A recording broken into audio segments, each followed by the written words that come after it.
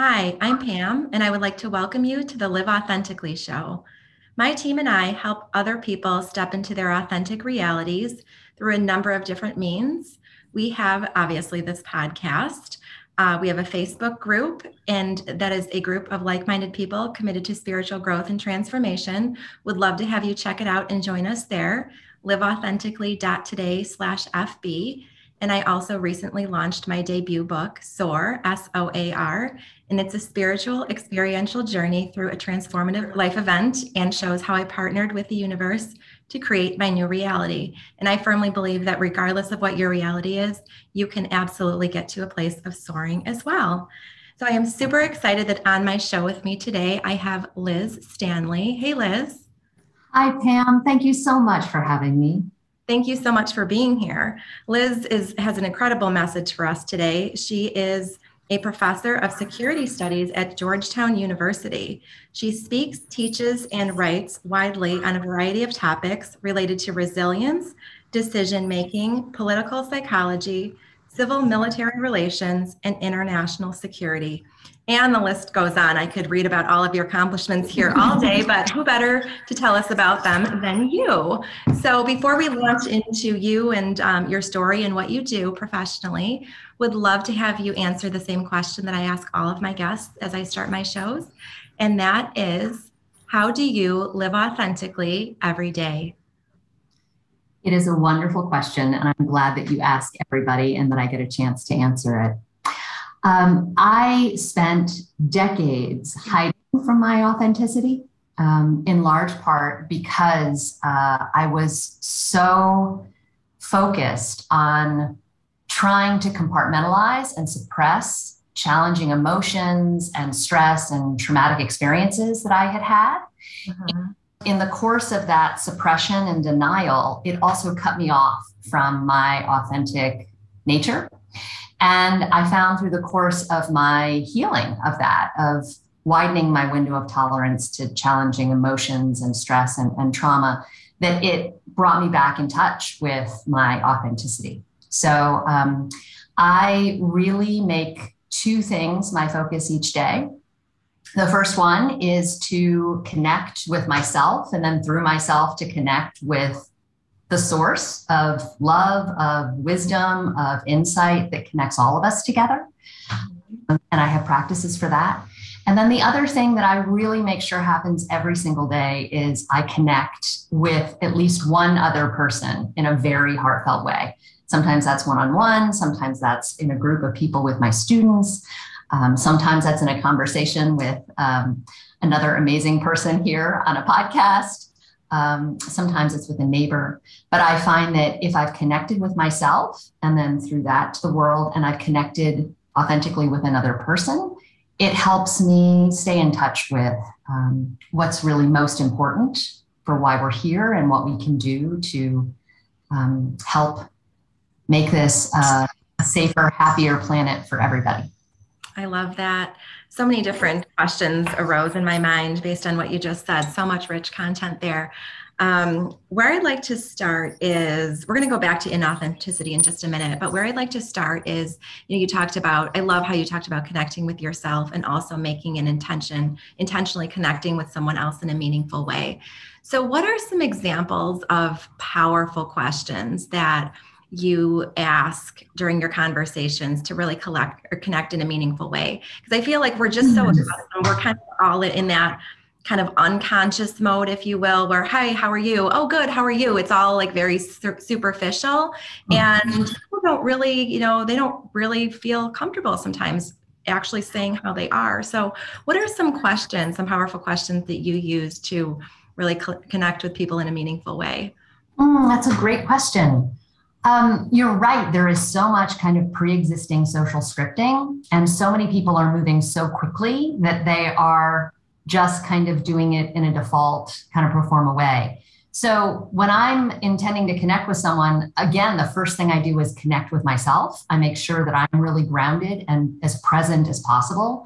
And that helps me open up to being able to not just have my mind connect to their mind and hear what their intellect is telling me, but that I can also connect with their whole being. I can kind of read what's going on with them.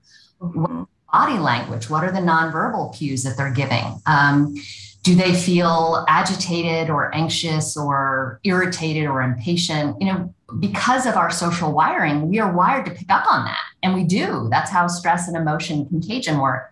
But we can use that to our advantage to be able to connect with people. So when I sit down with someone, the first thing I do is notice my butt in the chair and really connect with that groundedness. And then from there, I can open up to the other person.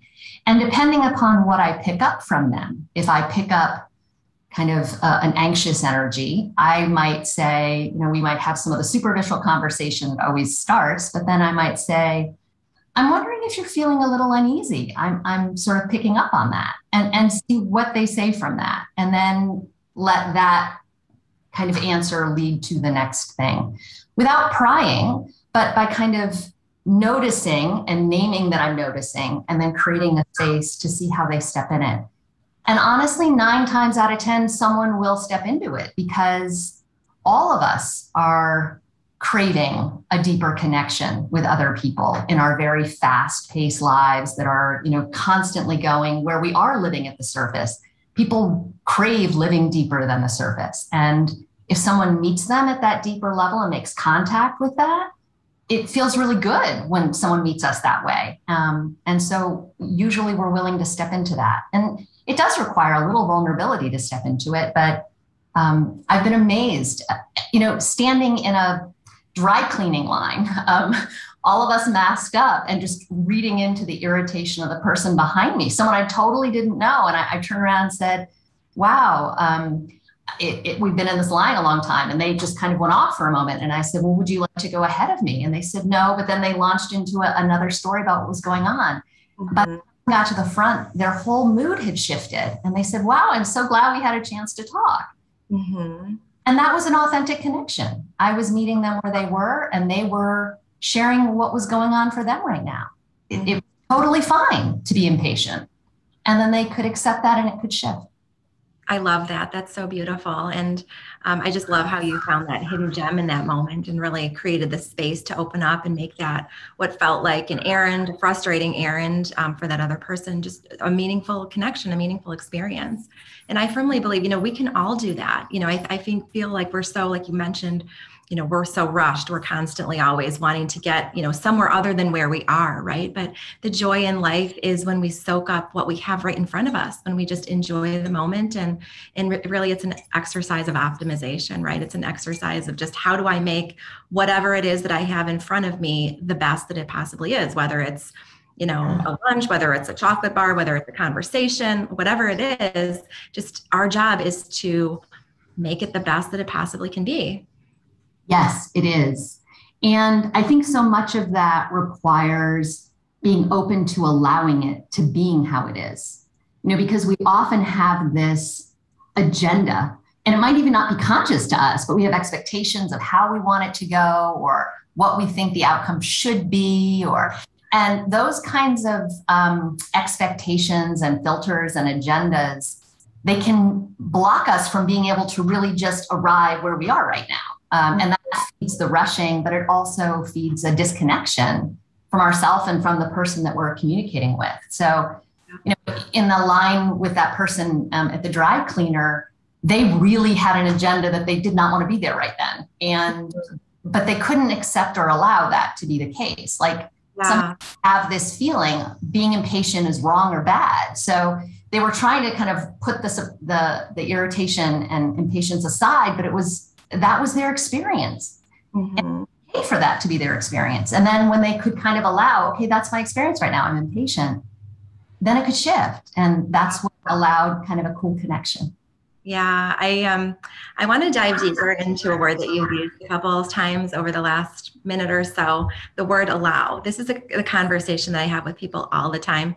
The vast majority of my clients are alpha male execs, like high powered, highly successful, highly accomplished, highly educated, who are used to creating. I mean, they build businesses, they're the CEOs, founders, et cetera. And I use the word allow And whenever I bring up that word, I get a lot of pushback. I hear, well, I don't allow. I don't just like sit here and just wait for stuff to happen. I make stuff happen. I'm a doer. I like to compete. I like to create. I like to succeed. I like to be in constant motion. So I'd love to hear you talk about that, the importance of getting into that space of allowing, exactly what that means in a few different situations, and just how powerful it can be when we blend that spirit of allowing, the art of allowing, with the old school energies of just roll up your sleeves and just make stuff happen.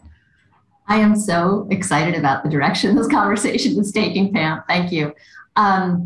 Yeah, well, for many years, I was exhibit A of the kind of suck it up, drive on, push through, strive, accomplish, achieve myself.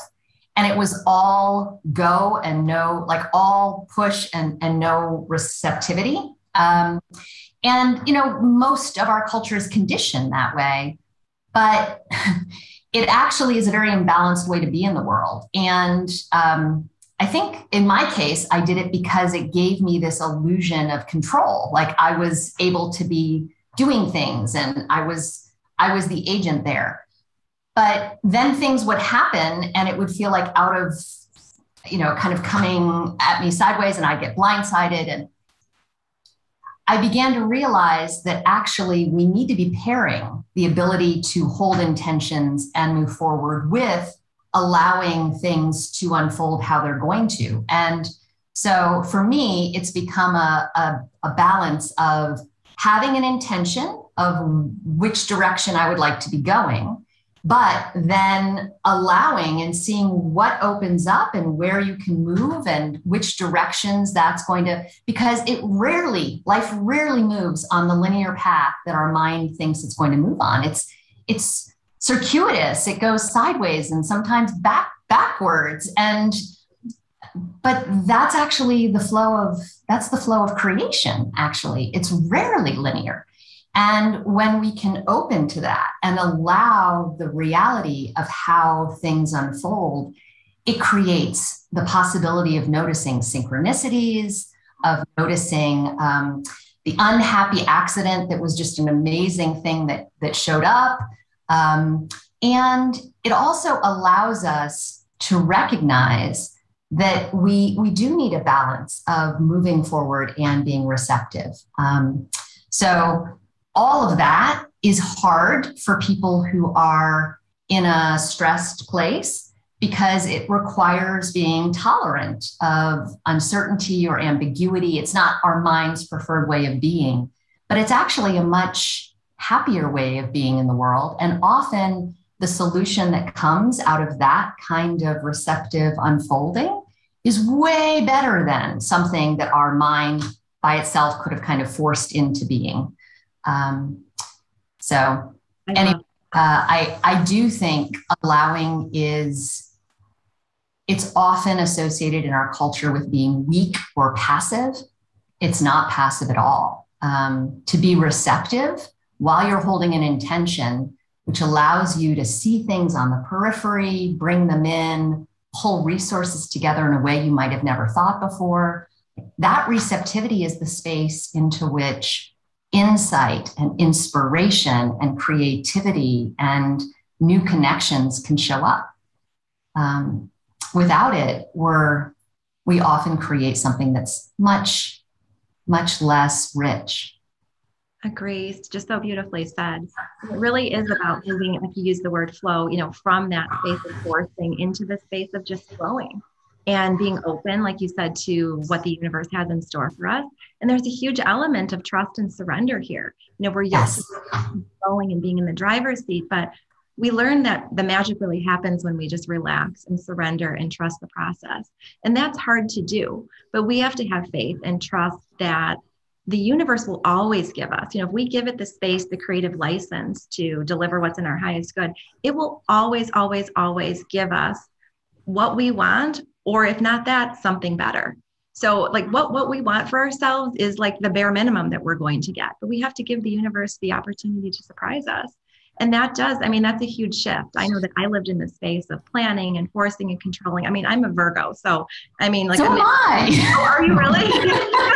We Virgos are big planners. Yes. I still fight it. Like, I still battle my inner Virgo sometimes and, want everything to be detailed and planned and orchestrated. But I constantly have to remind myself, just let go and relax and trust the process and enjoy, right? Life's meant to be spent in a space of joy and peace and ease and organicness. And we can't get to that place when we're constantly trying to force and control and in constant motion.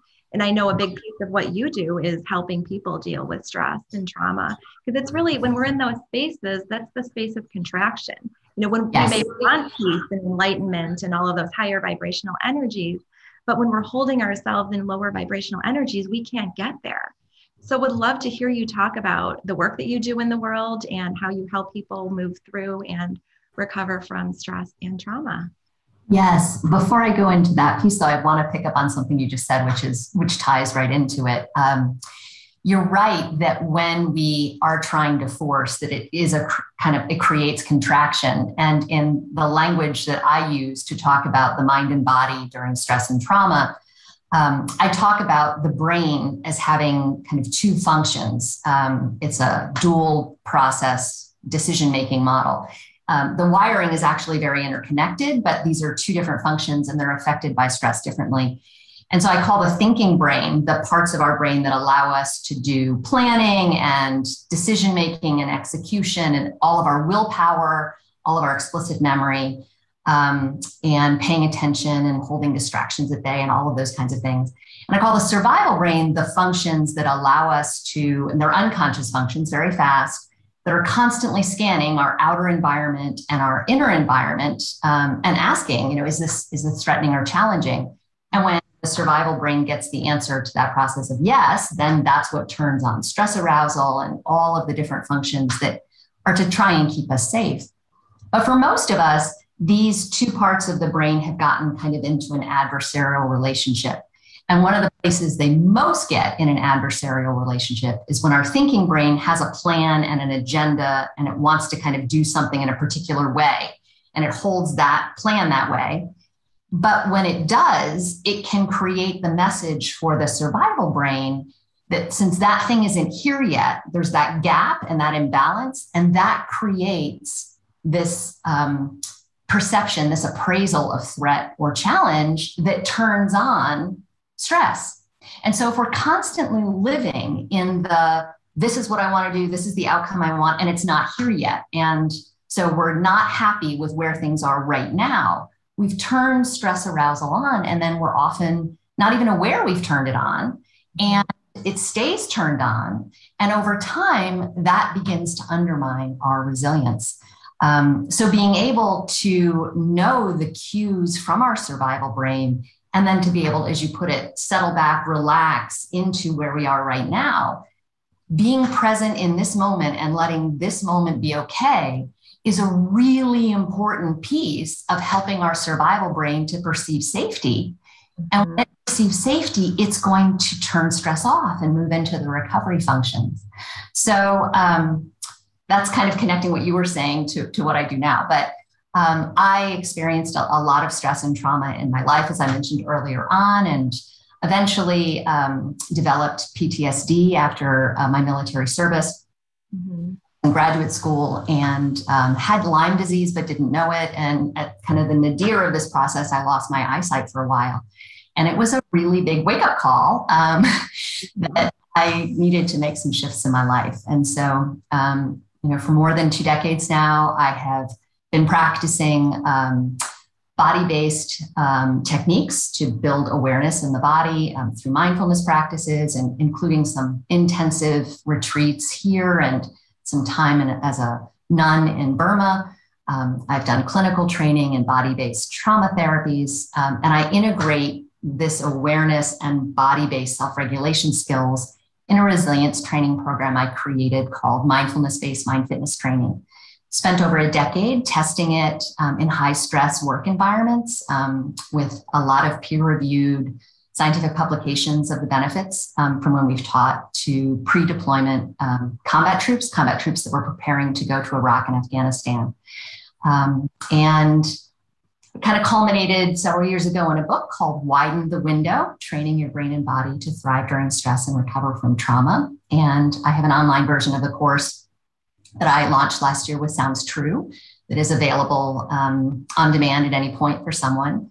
But the whole idea is to really begin to learn how to recognize what's going on in our thinking brain and survival brain, and then use the choice that we have in any moment of where we're directing our attention to help cue the survival brain to recognize that we're safe and stable and grounded so that it can turn recovery on and stop that never-ending process with stress turned on without turning it off, which creates so many different ranges of symptoms for so many people. That was maybe a long-winded way to explain what I do now, but that's what I've been doing. Thank you for sharing that. What are some basic elements from your program that people can start to implement during their, just during their daily practices? What are just some healthy stress management techniques? So this is a topic that comes up all the time. Again, high-level executives are highly stressed in general. So yes, they are. Maintain harmony in their lives. So what are some basic daily modalities that people can employ on a regular basis to help keep stress at bay? Before I share those, I want to share two principles that explain why I'm going to share what I'm going to share. So the two principles are, our minds and bodies are the result of our repeated experience.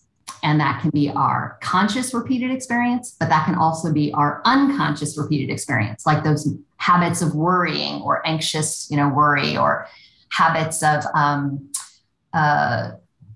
using different substances or drinking or spending a lot of time on the computer screen. So the habit of taking in that amount of electromagnetic spectrum, whatever we're doing in a repeated way is having effects on our mind and body, on the wiring of our mind and body, on the wiring of our brain and nervous system, and even whether we've turned genes on or off. Epigenetics and gene expression is related to repeated experience. So knowing that repeated experience is important, it's great to become conscious of what we're doing in a repeated way. And our most important kind of component of repeated experience is habits. So becoming really conscious of what our habits are, and then making some choices to implement, to atrophy the ones that might not be so helpful and to implement ones that are going to be helpful. And in the book, I lay out the scientific evidence of some of the detrimental habits and what it's doing to us, and then also the benefits of 5 window widening habits to really widen our window of resilience. The second key leverage point, besides habits, is where we're directing our attention, which I said. So wherever our attention is being drawn, consciously or unconsciously, it's having these ripple effects through our survival brain, our nervous system, and our body. And many of us have developed habits to direct our attention immediately to the thing that's wrong in the room, for example. Mm-hmm. And if we do that then again creates that gap. The survival brain finds that unhappy and it can turn on stress arousal. So if we begin to learn the target objects that can help our survival brain perceive safety, and they are available in every moment, even the most stressful, shitty, nasty moments possible, there are actually target objects of attention that can keep us from at least making it worse and holding it where it is. Might not make it fully better, but it can help us really not add more fuel to the fire. So those are the two principles. So what can we do? The first thing is knowing that there are 2 target objects that are really important for helping the survival brain perceive safety. The first one is places of contact, the sensations of contact of our body with whatever we're touching. And our body's always touching something. So we always have a sensation of contact available. The bottom of your feet with the floor, the butt with your chair, your hands touching each other. Any of these, they sound so simple, but if you can direct your attention there and keep directing your attention there and take in the temperature, take in the sweatiness, take in the pressure, the tingling, the itchiness, whatever might be there, just attend to those sensations, it actually cues the survival brain, oh, I'm grounded, I'm stable. I might be in a situation, but I'm stable. And when we do that, the whole system can settle. So that's one thing we can do. And when we practice that on a regular basis, you can download a 5-minute guided audio instructions from my website. Just doing it every day for 5 minutes then lets that become a refuge that's available when you are in a really stressed moment, when you are about to say something that's going to be very harmful in an argument, for example. You can instead take 20 seconds, redirect your attention to your contact points, and then it will totally shift what you say in that conversation. So that's one thing we can do. Second thing we can do is get more sleep. Getting more sleep is so important. We do so many recovery functions while we're sleeping. And most Americans, most people on this planet are hugely sleep deprived. And sleep deprivation in the literature, it shows up with cognitive declines, with emotional issues, with inability to read social cues, weight gain and other hormonal changes that happen, depressed immune system. All of these things show up after someone has been sleeping 6 hours a night for 2 weeks, which for many people, they've been doing that a lot longer and a lot less sleep than that. Yeah, most people have your reaction. It's amazing how in the literature, sleep deprivation effects show up at 6 hours and less, and it happens within a 2-week period. And you can't make up for it on the weekends. You can't do sleeping in on the weekends to make up for it. There's been research that's shown that that doesn't work either. So everybody should be getting at least 7, but ideally 8 every night, and setting up your life to allow that to happen.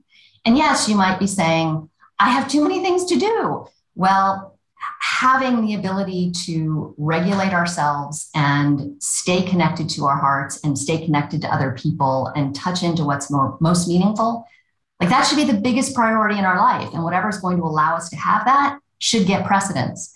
And getting that much sleep to allow the necessary recoveries to happen, that should have that kind of precedence. So more sleep.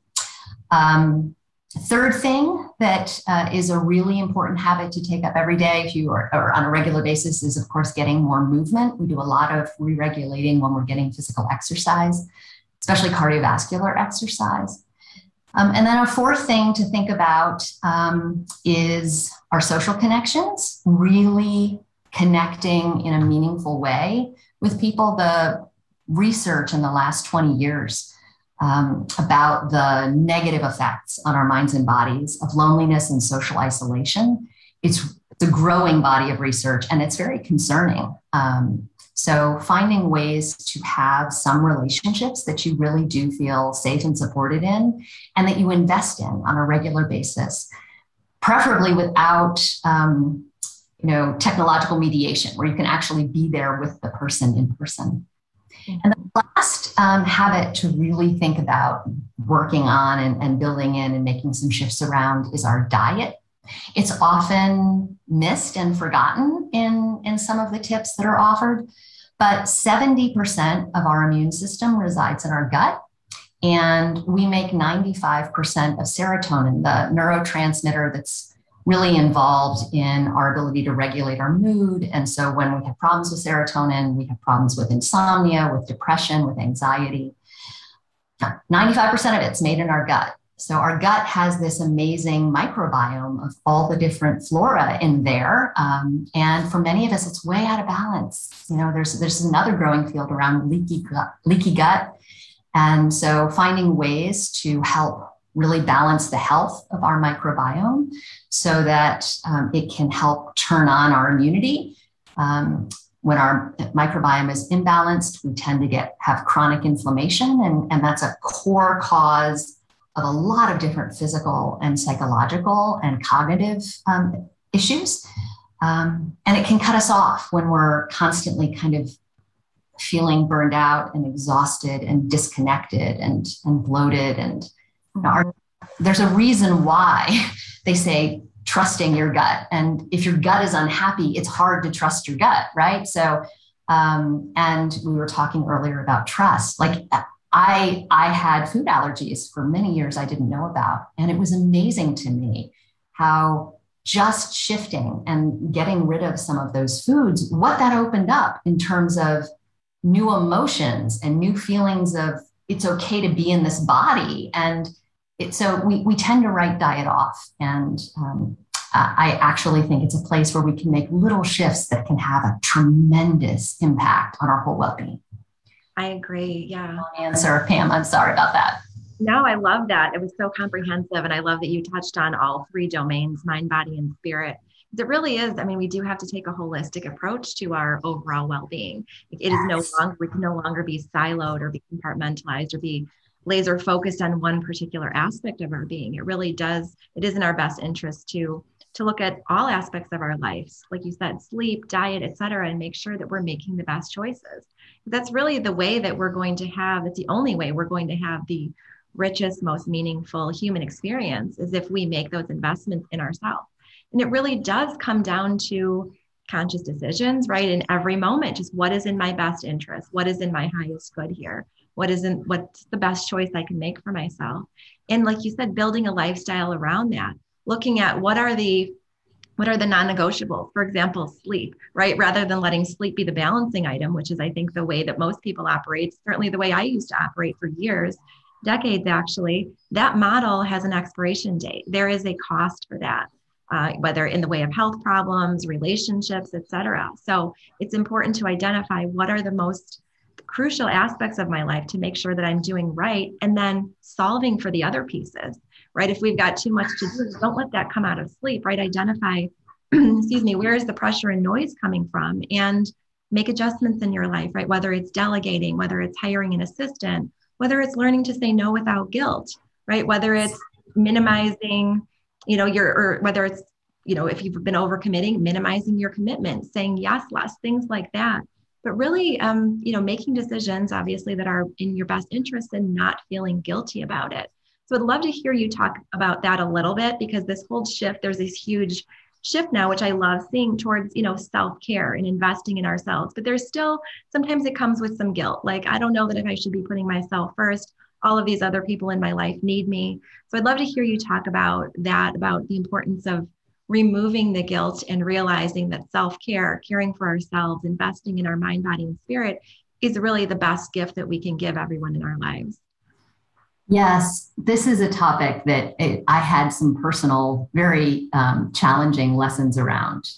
And I often see when I work with leaders or work with people who are in some kind of public service role, whether it's a school teacher or someone who is working in healthcare or law enforcement, these are people that came to this work out of a mission, and most of them were called there from a sense of service. And so when they are giving to others, they kind of often will put themselves at the bottom of the list. Leaders who say, in the Army, the little motto was leaders always eat last. You make sure all your troops are fed first. And that idea gets generalized out as kind of a way of moving through the world, that my needs are not as important, that I'm here to serve the mission. And so then when we do take time for ourselves, or we do hold a boundary, or we do acknowledge a physical or cognitive or emotional limit and say, I just can't do this anymore, that then we have all those negative emotions that you're talking about, guilt and feelings of shame or inadequacy. And I think it's a really endemic problem in our culture that we need to be balancing. And so what let me begin to shift it was kind of understanding the other metaphor that kind of is the complement to, instead of leaders eat last, when you're on the plane and the flight attendant says, if we have a change in oxygen and the oxygen mask come out, you got to put your own mask on first before you help someone nearby.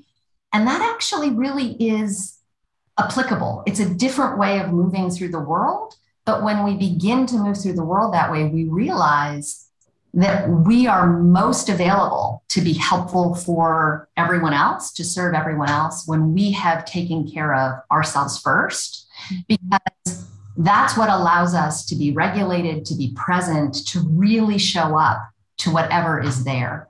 And there's interesting aspects about our social wiring, some of the newest research on that really highlight how much just the way our hormones turn on and off, and how burnout and compassion fatigue work when we are regulated, when we're inside our own window of tolerance to stress arousal. inside our window, we can turn on oxytocin, which is the social bonding hormone. And it's the hormone that mothers give a ton of when they're having birth and when they are breastfeeding to help bond with and then care for their child. And it's an important hormone that allows us to move towards other people in distress without picking up on their distress. It provides kind of a block against their distress becoming contagious to us. So when we are inside our window, we can approach others with compassion and show up and help in whatever way we need to without negative effects reverberating back on us. But when we're outside of our window, when we are stressed, when we're anxious and impatient and just really overwhelmed, outside of our window, we can't turn on oxytocin. So if we go to help someone else, if they're angry or they're anxious or they're overwhelmed, we don't have that energetic boundary in some ways. We're going to pick up their stress and emotion contagion. And that's what actually compassion fatigue is. And so then we're in this very depleted place and we make choices that can actually often become vicious cycles and deplete us further. We're really available to offer our best self to the world in that place. So I don't like the phrase self-care because it has such a kind of negative connotation in our world. But actually, in some ways, when we make sure that this instrument, this mind-body instrument that they're moving through the world with, when we make sure that it is as regulated, as rested, as balanced as possible, we are going to be more available to really help the world around us. That's not selfish. That's actually having the capacity to really be able to show up and meet someone else when they're dealing with their challenge, to help them through that, and to meet challenges that arise in our own lives too. I don't think that's selfish at all. Right. I agree. Amen to that. Beautifully said. Thank you. I actually just glanced at our time and I know we're a little bit over the time that I told you we'd speak for. It's been such a rich discussion and it's gone by so fast because I've been so immersed in it and it's just been really exhilarating. So thank you so much for everything you shared. I wanted to just give you just a minute or two just to kind of wrap up here and share any closing thoughts, any words of wisdom, and of course your contact information if people would like to get in touch with you directly. Yeah, I agree, Pam. This has been like one of the fastest interviews I've ever had a conversation about. I mean, it just really, I have so appreciated meeting a kindred spirit and seeing our different ways of coming at the same truth. And it's really an important truth that the world needs to be more aware of. So thank you for this conversation. I've really enjoyed it a lot. And I really hope that listeners are taking away the powerful importance of our own presence, of our own regulation, and what a gift that is to the world. And that when we make those choices, it really does come back in the way that the world responds to us and in the way that we feel in the world too. My contact information, I'm not on social media, and that's a conscious choice. So I just do not want to be engaged in that very much. But I do have a website, elizabeth-stanley.com. And if you join my mailing list, you can get the 5-minute audio CD, audio exercise for the contact points. And there's links there to register for the mindfulness-based mind fitness training online course. If you'd like to do that, it's available on demand. And if there are any people listening who are in a public service role, public school teachers or in healthcare or in law enforcement, first responders, military or veterans, part of why I partnered with Sounds True is we wanted to be able to offer the course for free to anyone who is in one of those roles. So there's an explanation for how you could get access, complimentary access if you'd like that. And I have been so grateful for our conversation today, Pam. Thank you so much. Likewise. Thank you so much. I so appreciate you being here. And thank you to our viewers and listeners. I so appreciate you. As you know by now, I believe that time is a choice, and I'm grateful that you've carved time out of your day to be here to listen to everything that Liz had to share with us. Thank you, everyone, and have a great day. Bye.